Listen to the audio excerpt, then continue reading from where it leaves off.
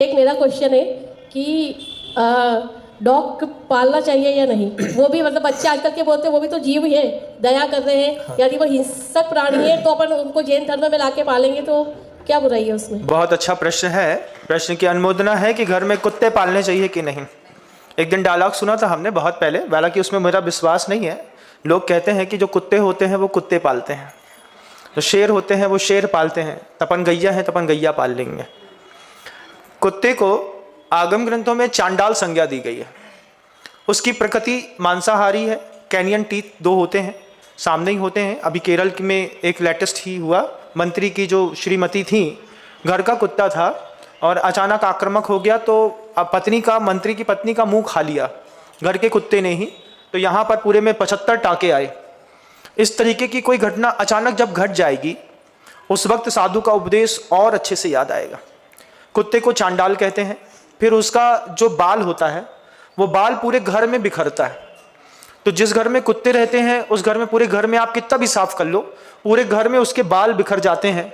बाल बिखर जाने के कारण उस घर में कभी मुनिराज का पड़गाहन नहीं हो सकता।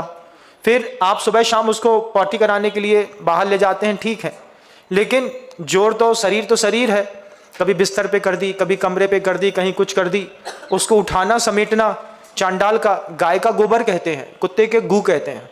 और गू को उठाने के बाद पूरे कपड़े बदल करके नहाना पड़ता है। घर की शुचिता खत्म होती है। चांडाल के रहने से वास्तु दोष खत्म, मतलब मिटना, मतलब बनना शुरू हो जाता है। तो वो वास्तु के लिए भी अशुभ माना गया है। गाय पालने से वास्तु कंट्रोल होती है, ब्लड प्रेशर कंट्रोल होता है। कुत्ते की परंपरा सोशल मीडिया ने बहुत ज़्यादा डेवलप की है।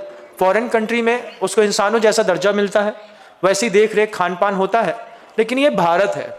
कुछ दिन के बाद आप भले कुत्ते को फैमिली मेंबर जैसा मान लें, लेकिन आप उसकी प्रकृति से, आपकी प्रकृति कभी एक जैसी मिला नहीं सकते। तो ये जो असुचिताएं हैं, उसका विचार है, उसकी आक्रामकता है।